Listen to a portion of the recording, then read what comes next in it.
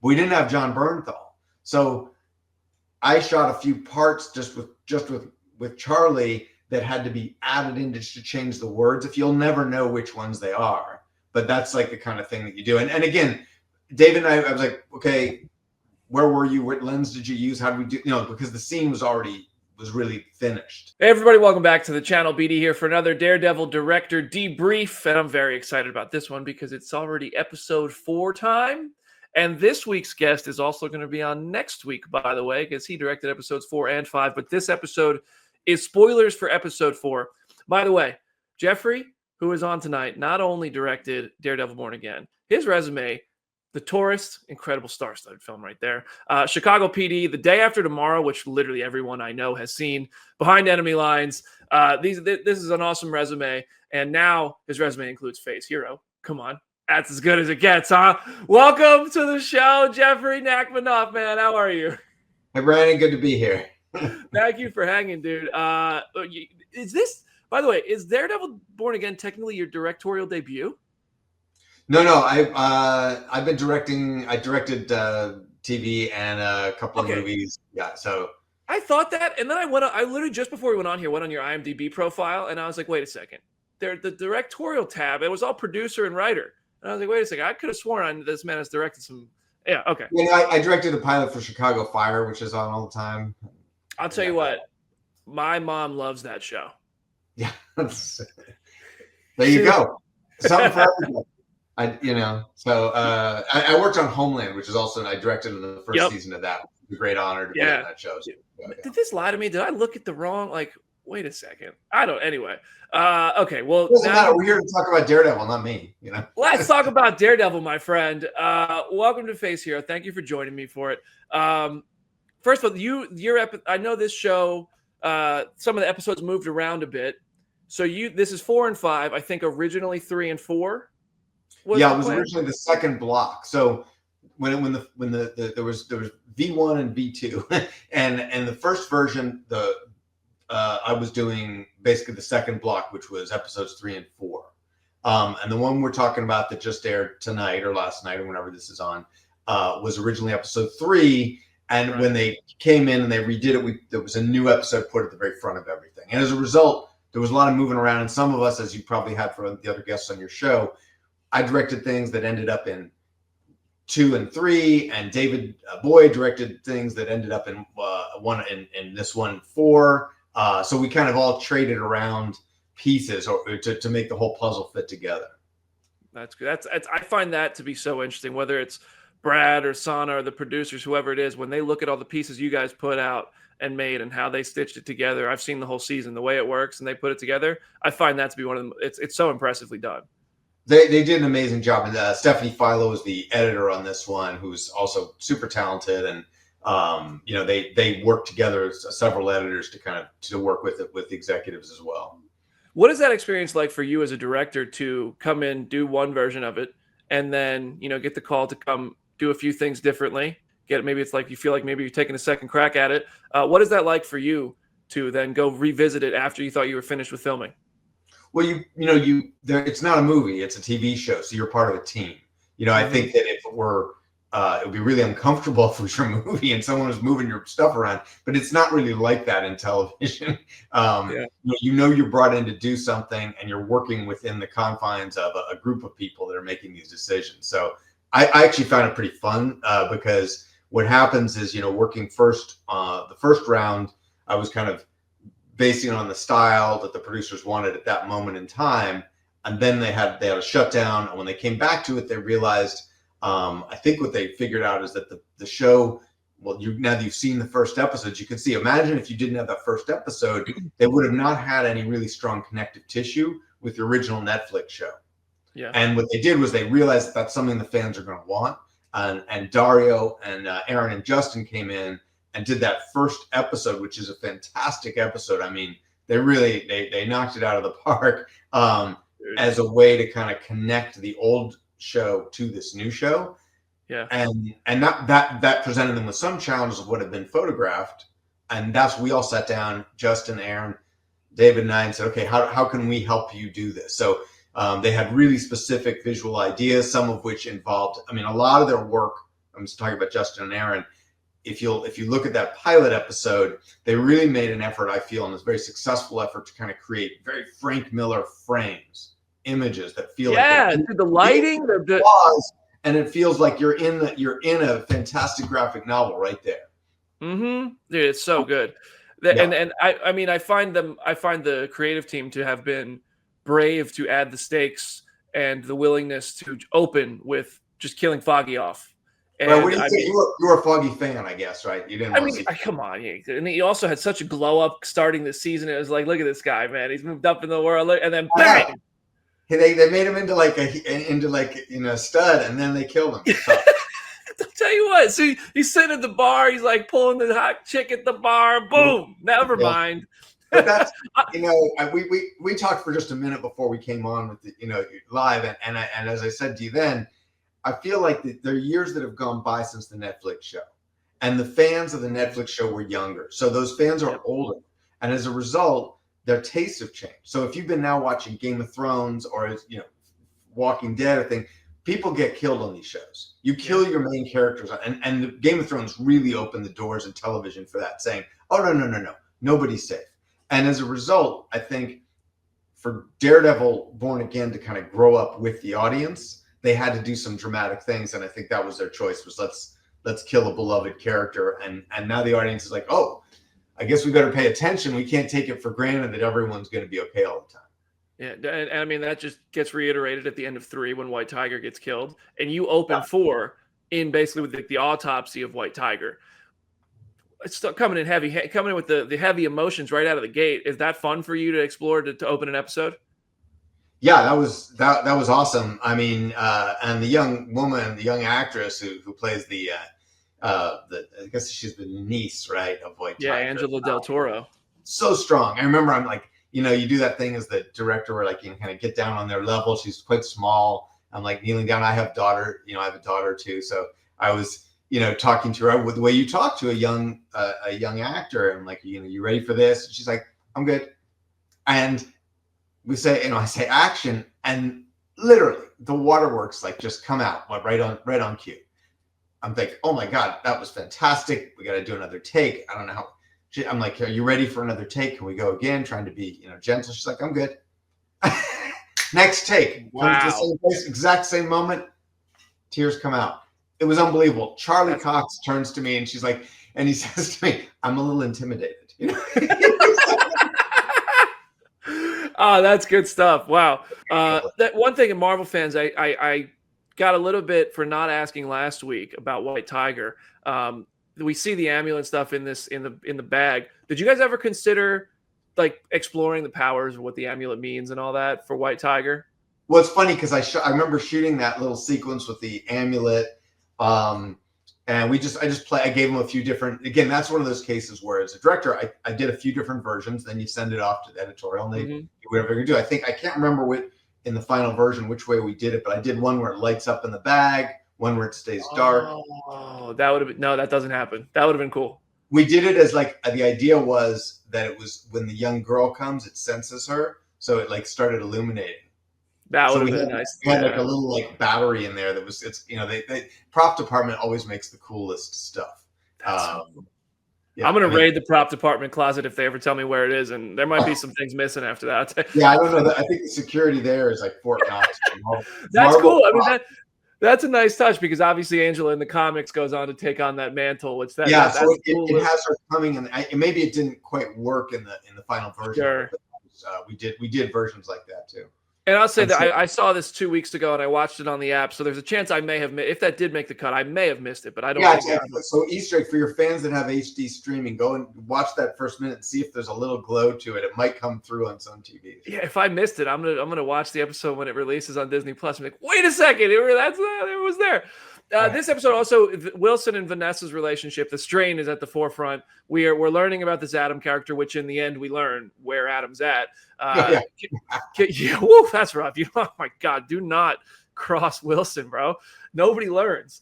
But can you talk about, because in the original series, what we saw was Vanessa was really drawn to Wilson when he was being most powerful, most just Kingpin.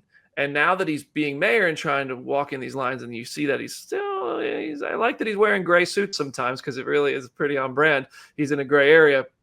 But just the exploration of their relationship through therapy, through what's going on with Adam. What were you trying to convey to the audience with that? And those two actors and what they do together is just awesome. So, they're so terrific. I was really, I felt really lucky that part of my job was to shoot. I had to shoot all of the scenes with Iolette and Vincent, even the ones that had to be put into the other episodes because she wasn't there when they first rebooted. Oh wow, okay. Yeah, and they just have a very they've got years of doing these parts together, and I think that stuff in the psychiatrist's office or therapist's office with Margarita, who plays the therapist. That stuff was just magical. They kind of it's like directing a play. Your main job is just let them do what they know how to do. Don't get in the way. They're so and let the magic happen a little bit. So we also very consciously staged it almost like a play. It's one of the more static, very strong compositions. Like he's on one side, this big giant man, and she's on the other side of the couch, far away, and let that unbalanced composition work to your advantage, and then let the acting kind of take it over. And of course, the writing was those scenes were really terrific. I also like how they're sort of dynamic in the way they talk to each other when the therapist is not in the room versus how when she is in the room changes too. That's a nice touch. Yeah, we definitely made a choice. Just said can we just have her, just have a moment when she's out and see what that's like, and let that sort of sit there. Yes, I mean part of the twisted thing in their relationship, of course, is that I don't know if I don't want to say anything from the next episodes, but as he's trying to better himself in many ways, she's longing for that other version of him, which is let's call it the worst nature. Yeah. And so it's this twisted love story. This man is going through it when the kids are singing to him. I thought that was hilarious. There's a sense of levity to that, whether it's just because I see Kingpin being tortured by having to listen to these kids sing or what. I loved it. For several months, we built this city running through my head, both in English and in Latvian. By the way, good luck. If you have ever had who would have thought that working for Marvel on Daredevil, one of your challenges would be, let's find a Latvian choir to sing "We Built This City on Rock and Roll." It was absolutely hilarious, and they were so great that someone from the department found the choir. We put them in there, and when Vincent walks in and you see him looking at the choir, the look on his face, I think that we all burst out laughing in the middle of the first take. It was just such a funny, incongruous thing. And remember, in the original version, everything was tied together perfectly.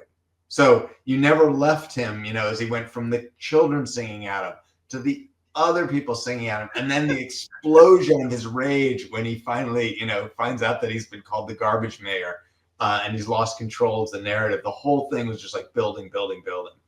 That when they were like, we have another song, and he's like, no, I must go. I must go. Yeah, it's a little bit like I don't know, like Kindergarten Cop or something. Like seeing Kingpin be forced to be nothing can bother this guy, but he's brought to his knees by a bunch of slightly off-tune kindergartners. The first time we recorded it and we submitted it, they had to go and they had to re-record it because it was too in tune. They needed to add kids that were just out of tune because they hired kids singers. Were too good. The kids were too good, and the producers correctly said, no. The whole point is it's not perfect. This is painful to his ears. This is painful. I love it. I love it. And this is the building blocks of Wilson Fisk realizing you think you want to be the mayor, you think you want to be in charge. Not necessarily. This is what it's about, being the mayor, Well, I love it. A rare moment of levity in Daredevil's life here and Kingpin's life here. So when you say you had to shoot everything with Iolette, how far into the season did you film scenes for? Everything from there back. Oh, okay. All the stuff right. We had to go back and gotcha. That's pretty. I mean, I find that so impressive how you guys made it so seamless. That's really cool. That's really a testament to the editors. I mean, we as directors, by kind of respecting the language that Aaron and Justin and Michael had sort of set up from the beginning, and then finding a way to blend that language was what my job and David's job was to a certain extent, to kind of make sure that the things could go together. It was always a challenge. This episode originally was conceived very differently. The first version was originally called the Day in the Life episode, and there were no cuts. It was like a Birdman. We just went, every moment led to every moment. And there was it was going to be one continuous shot? It wasn't one continuous shot, but it was one continuous time. Wow. So there was never a moment. It was all meant to be like everything's happening in sequence. There's no time cuts. Wow, that would have been man. That would have been something. I don't think Marvel's ever done. Done We had some really cool. There are a couple of the transitions left over. Like, I think one that you'll find is that's when they come out of the club, right? Yeah, this is when you have. We come out of the club, and then Daniel, Michael Gandolfini's character, gets in the taxi cab, and the camera floats into the taxi cab with him, and it goes through the window as the taxi cab goes away. And lands on Leroy being arrested by the cops. So everything worked away. And that was a really fun shot as a director to design, because once we said we wanted to do that, then the question was, well, how do you get a camera through the cab? So we cut a hole in the roof. We took off the top of the cab. So the camera's on it is being suspended. And then it's on what's called a MOVI, which is a motion stabilized head that's operated by an operator remotely. And it goes, and I know it seems really simple, but then there's a hole in the top of the cab that then we erased it, we put back in digitally, and then the camera goes across the street as the real cab with the actor drives away. Wow. Dude, all that, I mean, and I met, like, just from planning that to executing that for what becomes, 30 seconds a minute in the episode. Right. Thank you. Thank you for doing all that, because it comes out so well. I know your fans like to hear about that stuff. Like, I like to hear about it too. When I see shots in a movie, some are spectacular, and you're like, oh, how'd they do that? And then you look it up online, and they do these really cool things. And some you don't even know that they were difficult, and yet they require moving a wall or having a camera, passing through some space, all that stuff, which is pretty fun. I even think about the moment, like like in the Breaking Bad, when they look down into the buckets, and I remember watching something, they had to like build a glass thing, and they put the camera underneath it so it looked like it was the floor. It's just I find those things, those elements of filmmaking, to be really, really cool. So I always appreciate the insights. That you go back, Orson Welles did that the first time by digging a hole for the camera so he could put it lower than the ground, and because back then the cameras were so big, you needed to make a space in the ground to put the camera in.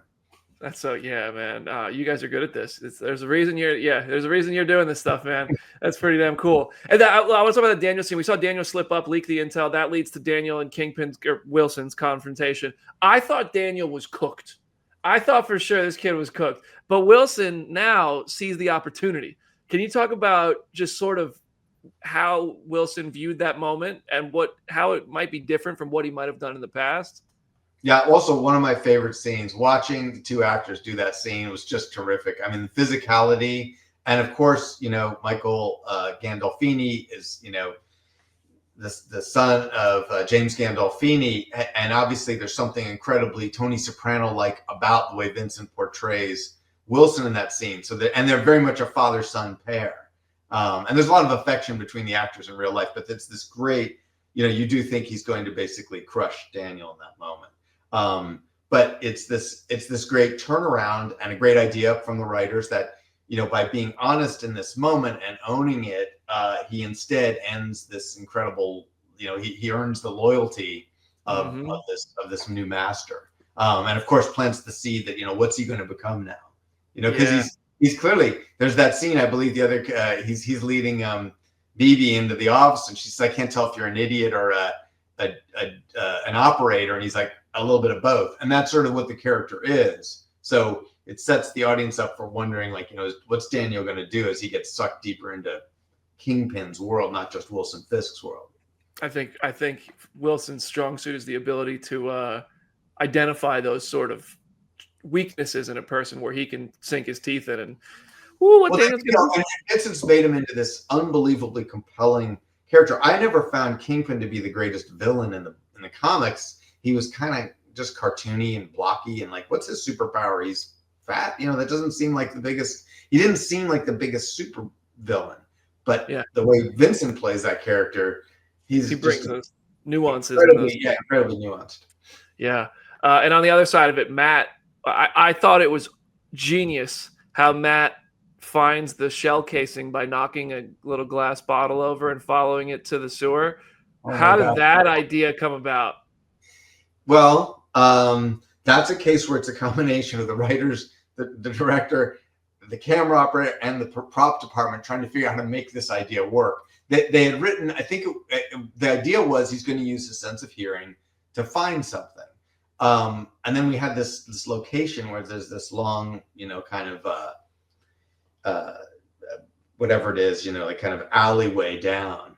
But it's surprisingly difficult to figure out how you're going to get a bottle to, like, it's going to be which part's a digital bottle, which part's a real bottle. How's he going to hit it? And I started drawing little items on paper, and then I'd show them to my, sometimes to the DP, or he'd say, we can't do that. That's not going to work with your, but we figured out a way, so you get everyone involved. But I like the idea of being able to have the camera really low and see the bottle grow in frame and kind of become from a small thing to a large thing.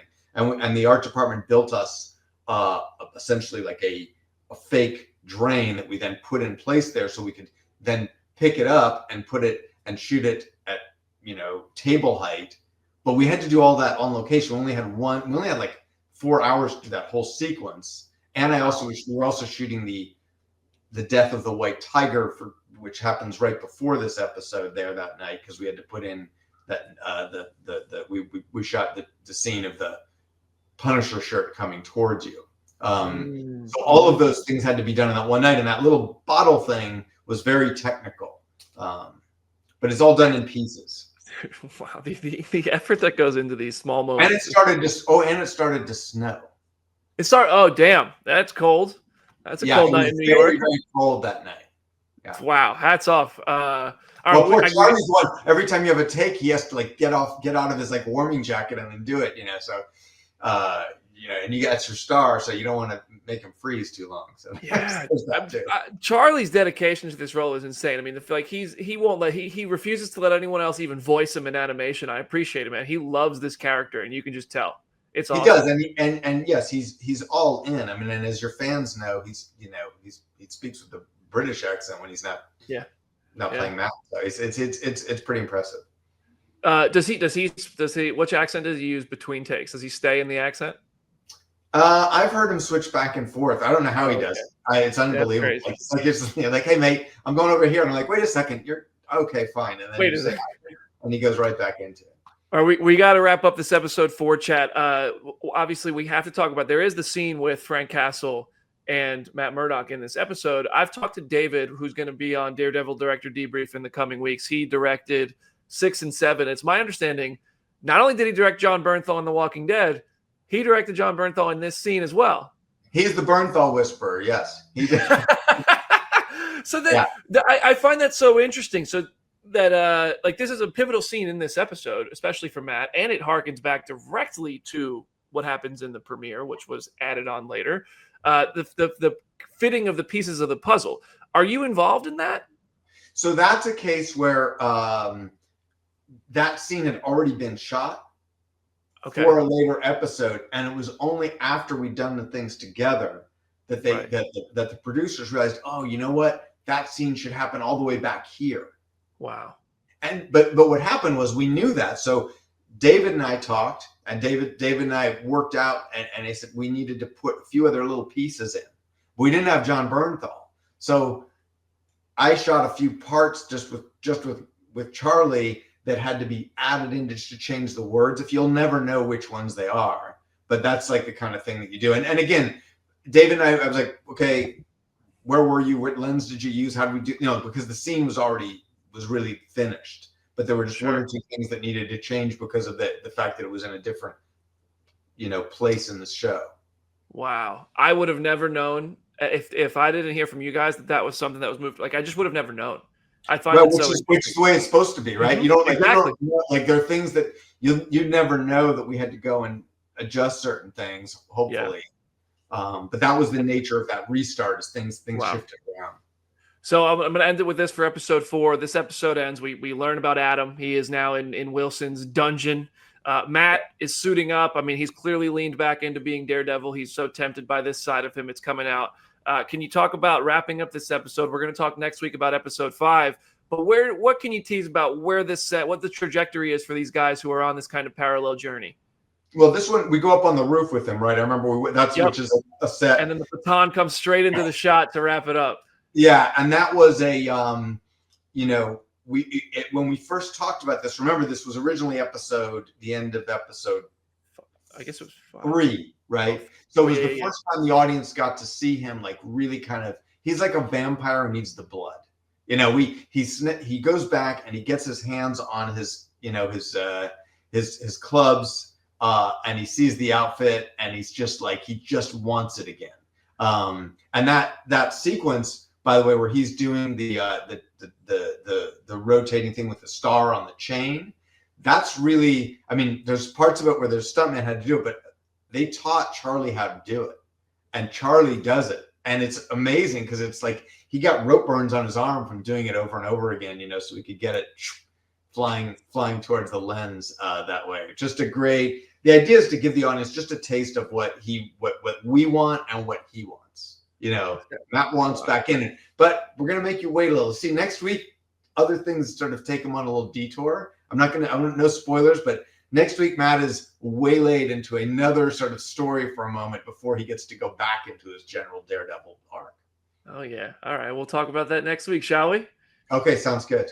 All right, everybody. Thanks for watching. Make sure you subscribe so you don't miss next week's episode, talking to Jeffrey about episode 5 of Daredevil. Huge thanks to Jeffrey for joining us tonight, and we'll see you next week, everybody.